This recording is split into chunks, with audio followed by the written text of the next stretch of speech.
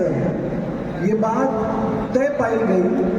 کہ 1971 آسام کے لیے خصوصی طور کے اوپر کٹ آف ڈیٹ رہے گی، باقی ملک کے لیے وہ مختلف ہے. تو سیکشن 6 سے جو ہے وہ سپریم کورٹ نے اپیل کیا اور یہ تقریباً 50 سے زیادہ پیشیاں ہوئیں اور ایک بہت لمبے وقفے کے بعد یہ فیصلہ ہم کو حاصل ہوا اور اس سے آسام میں رہنے والے تمام لوگوں کو ایک بہت بڑا فائدہ ہوگا. دوسری بات، ابھی پچھلے ہی ہفتے تقریباً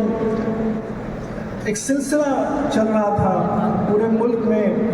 ایک NCPCR ہے، کمیشن ہے، اور وہ مستقل طور کے اوپر جو مدارس ان رجسٹرڈ ہیں، ان ایڈڈ ہیں، ان کے اوپر کچھ نہ کچھ اس طرح کی قانونی غیر قانونی بلکہ کارروائی کرتا رہتا تھا، جس کی وجہ سے مدارس کو بہت پریشانی اٹھانی پڑ رہی تھی.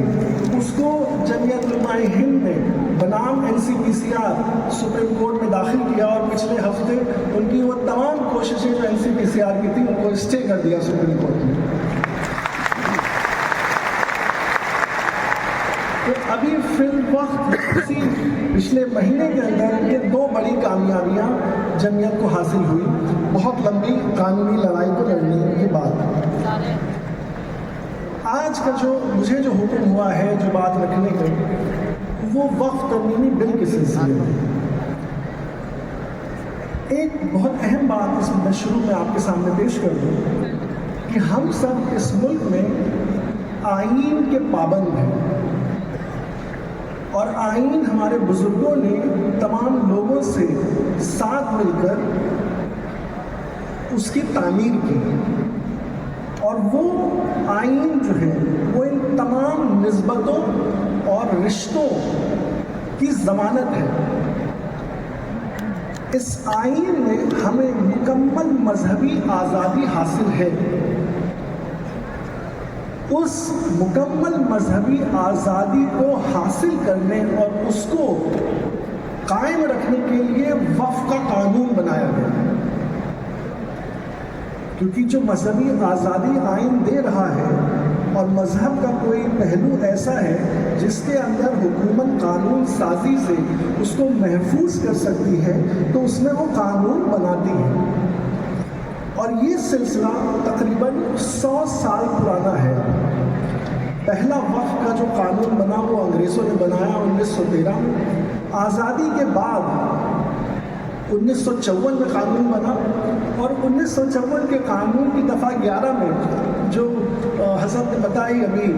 کہ اس کے اندر اس بات کا مکمل طور پر حکم تھا کہ اس کے اندر وقف بورڈ میں MLAs MPs اور جو اسلامی قانون کے جانکار ہیں اور جیسا کہ وہ جمعیت کے قانونی جانکار ہوں،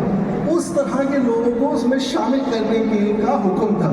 تو 1954 کی دفعہ 11 کے اندر کے بعد موجود ہے کہ جمعیت کا کوئی ممبر جو ہے وہ وقف بورڈ کا ممبر ہوگا. تو یہ اہمیت حاصل تھی آزادی سے پہلے بھی جمعیت کو اور آزادی کے بعد سلسلے وار طریقے سے، بلکہ آسام کے سلسلے میں بھی حضرت جو NRC ہوتی تھی تو اس کے کاغذات جمعیت کے دفتر میں بھی رہتے تھے، اور اس NRC میں جمعیت کے آفیشیلز بھی شامل ہوتے تھے. ہم یہ بنیادی بات سمجھتے ہیں کہ آزادی کے وقت جو بٹوارا ہوا تھا وہ ایک تھا، مگر 1971 میں جب بنگلہ دیش بنا تو ایک اور سلسلہ وہاں کھڑا ہوا، اور اس وقت بھی جو ہندوستان میں جو لوگ آتے تھے ان کو ریفیوجی کارڈز وغیرہ دیے جاتے تھے، اس میں بھی جمعیت کا دخل تھا، اور اس میں بھی جمعیت جو ہے وہ ریفیوجی کارڈز وغیرہ ایشو کرتی تھی. تو آزادی کے آس پاس 1954 میں 1971 میں اس طرح کی تمام سرکاری چیزوں میں جمعیت کا مکمل طور کے اوپر استعمال حکومت کرتی تھی اور اس میں شامل ہوتی تھی. آج جو یہ ترمیمی بل آیا ہے اس کے اندر پچھلے 100 سال کی وقف کے سلسلے میں جو قانون سازی تھی اس کو ایک طرح سے مکمل طور پہ نظر انداز کر دیا گیا ہے. مذہبی قانون سازی میں ایک بہت اہم بات یہ ہے کہ جب کوئی قانون مذہب کے سلسلے میں بنتا ہے تو اس مذہبی امور کو جو اس کا طریقہ کار ہے اس کو اس کی ایک تعریف، اس کی ایک ڈیفینیشن بنائی جاتی ہے، اس اصطلاح تعریف کو ایک جگہ جمع کیا جاتا ہے اور پھر اس کو قانون کے اندر رکھا جاتا ہے۔ یعنی کہ ڈیفینیشن جو ہے، یعنی اس کی تعریف خود سے نہیں بناتا ہے پارلیمنٹ، بلکہ وہ جو موجود ہوتی ہے صورتحال اس کو کیپچر کرتا ہے، اس کو سچائی کے قریب لاتا ہے اور اس کو لفظوں میں لکھتا ہے اور اپنے قانون میں شامل کرتا ہے۔ اب اگر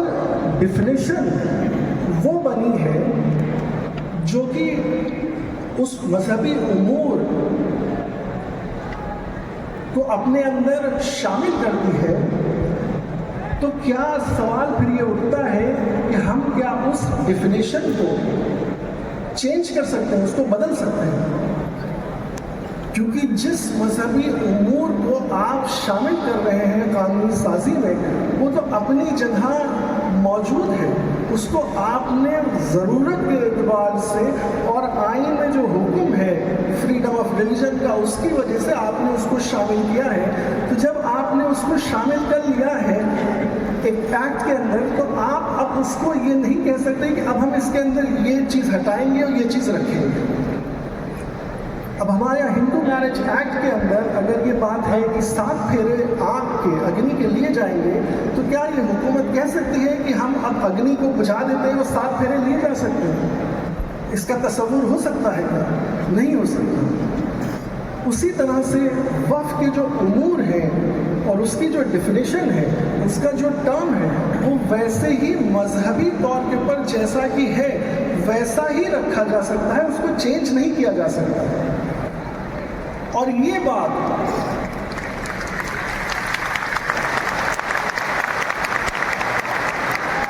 اور یہ بات 1913 سے یعنی انگریز تک اس بات کو کا احساس تھا ان کو، اور وہ مستقل طور کے اوپر چلتا چلا آ رہا تھا۔ اب 2024 کے اس ترمیمی بل میں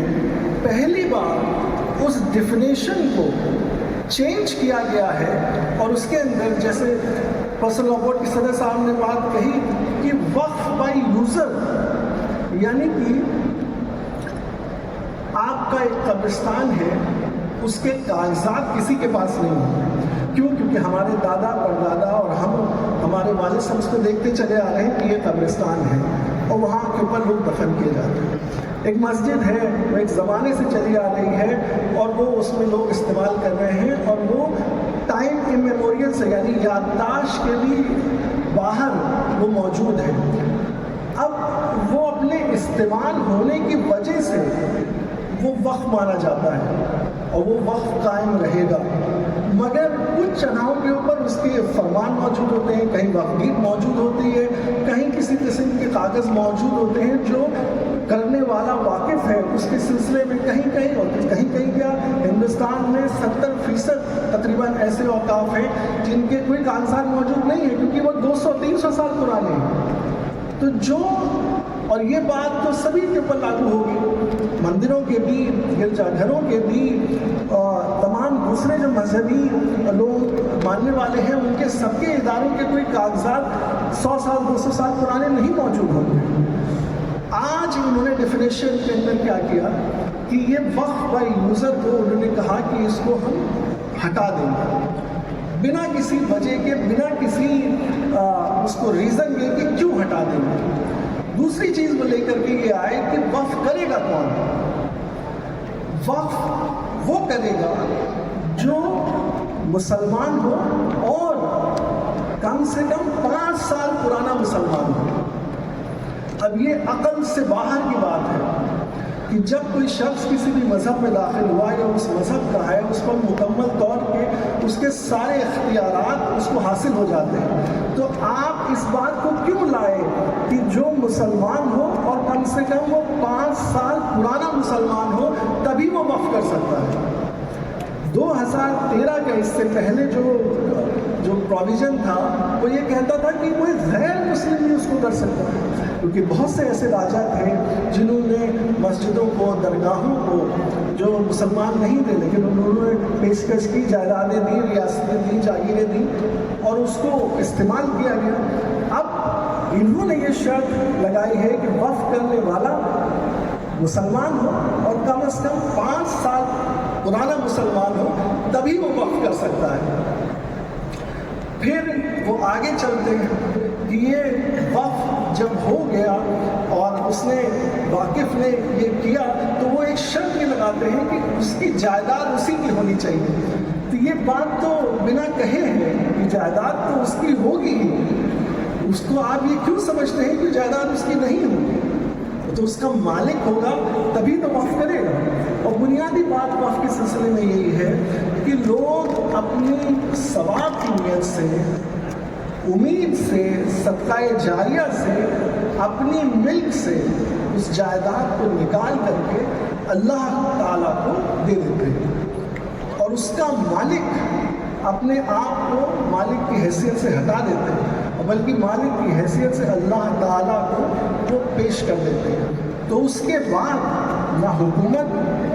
ना कोई बोर्ड, उसका कोई मालिक नहीं है, उसका मालिक अल्लाह ताला है। इस बुनियाद के ऊपर इन्होंने एक नई शर्त अभी रखी कि जितने भी वक्फ हैं मौजूद फिलहाल इस वक्त मुल्क में, उनको भी अगले 6 महीने के अंदर, खुदा न खास्ता अगर ये बिल पास होगा, जैसे ही 6 महीने के अंदर मौजूदा जितने वक्फ हैं उनको भी दोबारा से अपने आप को दर्ज कराना पड़ेगा। अब आप सोचें कि ये कितनी बड़ी एक तवालत पेश खुदा न खास्ता आएगी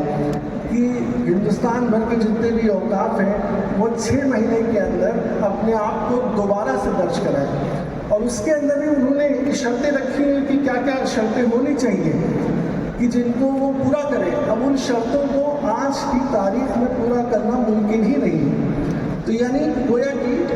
वो मकसद शायद ये हो गया कि ये 6 महीने के अंदर जब दर्ज नहीं हो कर पाएंगे तो वो उस हैसियत से, वक्फ की हैसियत से फारिग हो जाएंगे कि वो वक्फ नहीं रहेगा। क्योंकि आगे चल के उन्होंने एक और शर्त ये लगाई है कि अगर आपने 6 महीने के अंदर ये रजिस्ट्रेशन और ये दर्जी पोर्टल के ऊपर और बोर्ड में नहीं कराई तो आप फिर उसको अपील भी नहीं कर सकते। यानी कि आपको पहले तो 6 महीने के अंदर लाजिम किया कि आप उसको करें और अगर आप उसको नहीं कर पाएंगे तो फिर आप उसको अपील भी नहीं करते। जब जैसा मैंने कहा कि यहाँ के ऊपर कोई किसी की ज़ाती जायदाद नहीं है, बल्कि वो जायदाद तो अल्लाह ताला को पेश की गई है और उसके तमाम लोग, तमाम मुसलमान उसकी खबरगिरी करते हैं, उसका ख्याल करते हैं, उसकी फ़िक्र करते हैं और उसको बर्बाद होने से बचाते हैं। तो गोया कि कानून का मकसद वक्फ एक्ट का उसको महफूज करने का था, बचाने का था। यहाँ के ऊपर जो शराइत सामने आ रही है उससे लगता है कि मकसद उसको ज़ाया कर देने का है। फिर इन्होंने एक नई कैटेगरी बनाई कि गवर्नमेंट प्रॉपर्टी, यानी सरकारी जायदाद। अगर किसी को ये लगता है, किसी सड़क चलते आदमी को भी ये लगता है कि ये जायदाद जो है वो सरकारी जायदाद है, तो वो दरख्वास्त कलेक्टर को देगा और कलेक्टर साहब को जब ये दरख्वास्त आएगी तो वो उसको तय करेंगे। मगर वो जब तक तय नहीं करेंगे तब तक वो सरकारी जायदाद मानी जाएगी। यानी कि जिन जायदादों के ऊपर पहले से सरकार का कब्जा है और वो बतौर इंक्रोचर है और उसको मौजूद है कि वो उसके ऊपर काबिज है, तो वो कोई भी दरख्वास्त दे और कलेक्टर साहब उसको अगर डिक्लेयर कर दें कि सरकारी जायदाद है तो वक्फ के इज्जत से चली गई, और अगर नहीं भी करें और उसको सिर्फ लिए बैठे रहें, उस पर कोई फैसला ही ना करें, जब तक चाहे तो फैसला ना करें, तो भी वो वक्फ नहीं मानी जाएगी। ये उसके अंदर सरकारी जायदाद का एक नया इन्होंने शुरू किया। پھر آگے چلیے، ہمارے یہاں جب جائیدادیں ملک میں کوئی بھی لین دین کرتا ہے تو اس کو ریونیو ریکارڈ میں درج کراتا ہے، راجسو میں اس کو درج کراتا ہے۔ اوقاف کے سلسلے میں ایک خصوصی سروے کا انتظام کیا گیا تھا، یعنی کہ ایک شہر کے اندر کتنی جائیدادیں وقف کی ہیں، اس کے لیے ایک پورے اسٹیٹ میں، پورے صوبے میں ایک کمشنر بنایا جائے گا، اور وہ کمشنر جا کر کے دیکھے گا کہ کہاں کہاں وقف کی جائیدادیں ہیں، اور ان جائیدادوں کو وہ اپنے رجسٹر میں شامل کرے گا۔ تو یعنی کہ اگر وہ جائیداد راجسو میں درج ہے تو اچھی بات ہے، سروے میں بھی آ جائے گی، اگر راجسو میں نہیں ہے تو سروے میں آ جائے گی، اس کی بنیاد پہ گیجٹ ہو جائے گا۔ تو یہ جو امور تھا، یہ جو فنکشن تھا، یہ اسٹیٹ گورنمنٹ کے پاس تھا، اور اسٹیٹ گورنمنٹ اس کمشنر کو اپوائنٹ کرتی تھی اور وہ اس کام کو کرتا تھا۔ انہوں نے اس کو ختم ہی کر دیا کہ وقف کی وہ شمار کرنے کی پورا جو سلسلہ تھا وہ انہوں نے یہاں سے ہٹا دیا، اور اس کی جگہ اس کو کلیکٹر کے سپرد کر دیا کہ کلیکٹر صاحب خود یہ بات دیکھیں گے کہ سروے کریں گے کہ یہاں کتنی جائیدادیں ہیں، اور انہی کو جیسا میں نے پہلے کہا تھا کہ ان کو یہ اختیار ہے کہ ان کو کوئی بھی یہ درخواست دے دے کہ یہ جائیداد سرکاری ہے تو وہ اس کے اوپر فیصلہ کرنے کے بھی ذمہ دار ہیں۔ تو یعنی کہ وہ یہاں کے اوپر اس کو درج کرے نہ کرے ان کی مرضی ہے، وہاں پہ ان کے پاس درخواست آ جائے، اس کو وہ لے کے بیٹھ جائیں تو وہ وقف کی جائیداد نہیں مانی جائے گی، سرکاری جائیداد مانی جائے گی۔ تو گویا کہ یہ جو سلسلہ شروع ہوا کہ اس کے سروے، اس کے رجسٹریشن کے سلسلے میں، وہ ایک بہت بڑا ایک جو سپورٹ تھا، ایک بہت بڑا سرکاری اس کے اندر اس کی نشاندہی کے لیے جو پہلو تھا اس کو انہوں نے ختم کر دیا کہ اب سروے نہیں ہوگا۔ پھر انہوں نے جو اس کی ادارے ہیں وقف کو سنبھالنے کے لیے، یعنی وقف بورڈ اور ٹریبونل، یعنی کہ اگر کسی کو کوئی چیز درج کرانی ہے وقف کے سلسلے میں تو وہ وقف بورڈ جائے گا اور اس کو درج کرا دے گا، اور وقف بورڈ اس میں تحقیق کرے گا اور اس کو درج کر لے گا۔ کسی کو اس سے شکایت ہے کہ وہ صحیح درج نہیں کیا، یا کسی نے یہ کہا کہ درج آپ نے غلط کر لیا، تو وہ اس کی شکایت لے کر کے ٹریبونل چلا جائے گا۔ وقف بورڈ میں بھی جو لوگ ہوتے تھے وہ اس کے جانکار ہوتے تھے، اور وہ کیونکہ یہ ایک مذہبی امور ہے تو اس لیے وہ مسلمان ہوتے تھے کہ اس کو سمجھتے تھے اور اس کی نالج ہوتی تھی۔ جو ٹریبونل ہوتا تھا، یعنی کہ اس کے اندر جو ایڈیشنل ڈسٹرکٹ جج یا جو ضلع جج کے لیول کے لوگ ہوتے تھے، اور اس کے اندر بھی مذہبی جانکاری رکھنے والے لوگوں کو شامل کیا جاتا تھا، وہ ٹرائبونل بھی ہوتا تھا۔ ان کا یہ کہنا ہے کہ یہ جو درج کرنے کا جو سلسلہ ہے، ایک تو یہ بورڈ کے پاس سے جا کر کے اب کلیکٹر کے پاس جائے گا، اور یہ جو بورڈ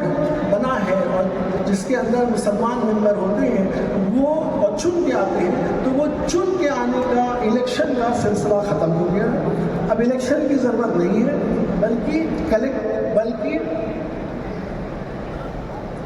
بلکہ سرکار، صوبے کی سرکار نامینیٹ کرے گی، یعنی اب چناؤ انتخاب نہیں ہوگا، صوبے کی سرکار جس کو چاہے نامینیٹ کر دے۔ حضرت نے کہا کہ اس کے اندر 2 غیر مسلم شامل کرنا اور لازم ہے، لیکن جب آپ اس کو گہرائی سے دیکھیں گے تو وہ تقریباً میجورٹی اس کی غیر مسلم کی آپ نامینیٹ کر سکتے ہیں۔ یہ جو وقف بورڈ ہے صوبوں کے اندر جو اس کو دیکھتے ہیں، سنبھالتے ہیں، ان کے اوپر ایک سینٹرل وقف کاؤنسل ہے جو دہلی میں رہتی ہے، اس کے ممبرز بھی بنائے جاتے ہیں، وہ سب مسلمان ہوتے تھے، اور وہ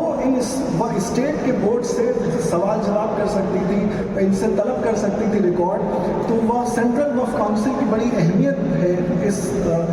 معاملے میں، اس کے بھی ممبرز جو ہیں وہ غیر مسلم ہو سکتے ہیں۔ تو اب بنیادی سوچنے کی بات یہ ہے کہ جب آئین نے ہمیں اپنی مذہبی معاملوں میں آزادی دی ہے، مذہبی معاملوں کو چلانے کی، مینج کرنے کی آزادی دی ہے، تو ہماری اس آزادی جو آئین نے دی ہے، کیا یہ امینڈمنٹ اس کو پامال نہیں کر دیتے ہیں؟